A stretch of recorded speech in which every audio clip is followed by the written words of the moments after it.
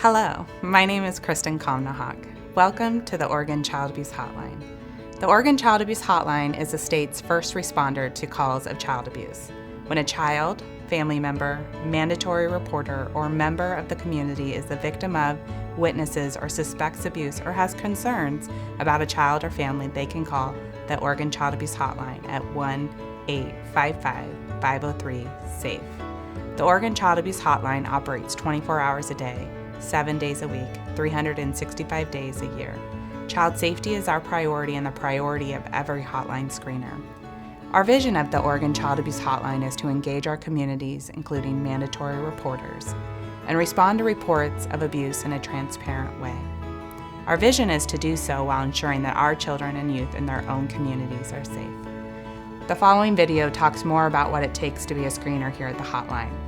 It's not an easy job, but it's a critical role in ensuring children and families are safe. Thank you for your interest in working with us here at the Oregon Child Abuse Hotline.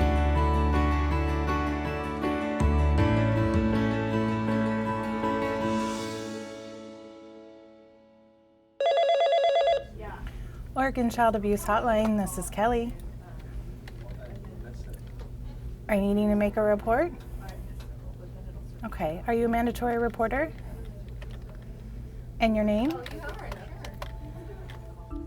I think that the job we do here is vital. We are the first line in determining whether abuse or neglect is occurring and getting that case, if it needs to be assigned to the field, started. And that's why it's really important that we have good documentation and we're pretty accurate with our work in a pretty short amount of time. So the reason why I picked this job is because I like to help people. That's my biggest thing. Even though here at the hotline we interact with people over the phone, but I have a background in actually going into the field and interacting with children and families. And so just being a change in people's lives is very, very important to me. An average day at the hotline varies, but pretty consistently it's hectic, it's busy. Pretty much as soon as you get in, you need to be able to get on the phones and start taking calls right off the bat. The calls can be tough, yes. For sure. They can be tough.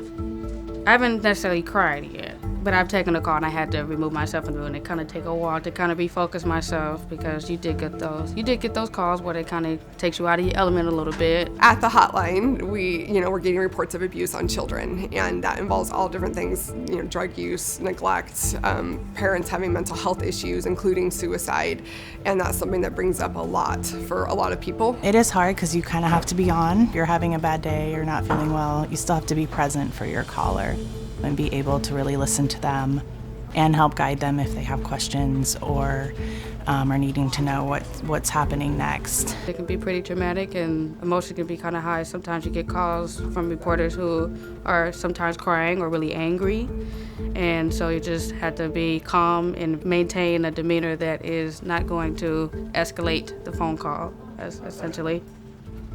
For me, it's sometimes you just got to take a deep breath in between calls and make sure that you're able to really be focused and listening. I would have a concern if a screener wasn't affected by taking those calls, because a big piece of this work is being able to empathize with the people that in the community that we're serving.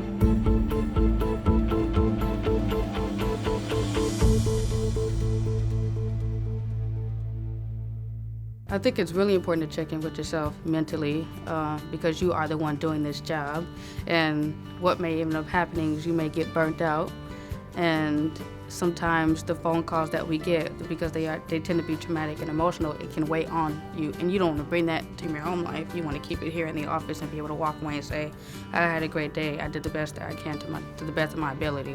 It's important that you advocate for yourself with your supervisor, with your peers, with upper management, that you're able to carve out the time you need for yourself to be able to get the support you need to feel balanced. No one's going to do that for you. While people can support you, you still have to be able to advocate for yourself.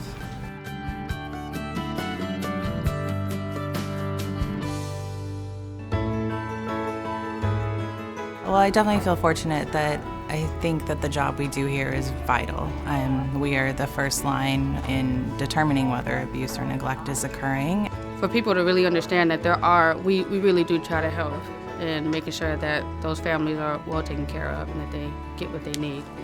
At the end of the day, we're all here because we care about kids and we care about keeping kids safe. I believe every child deserves a safe and healthy home, and that's something that I believe every person in this office believes as well, or we wouldn't be here. There's no point in doing this work if you don't care about the people that you're doing the work for.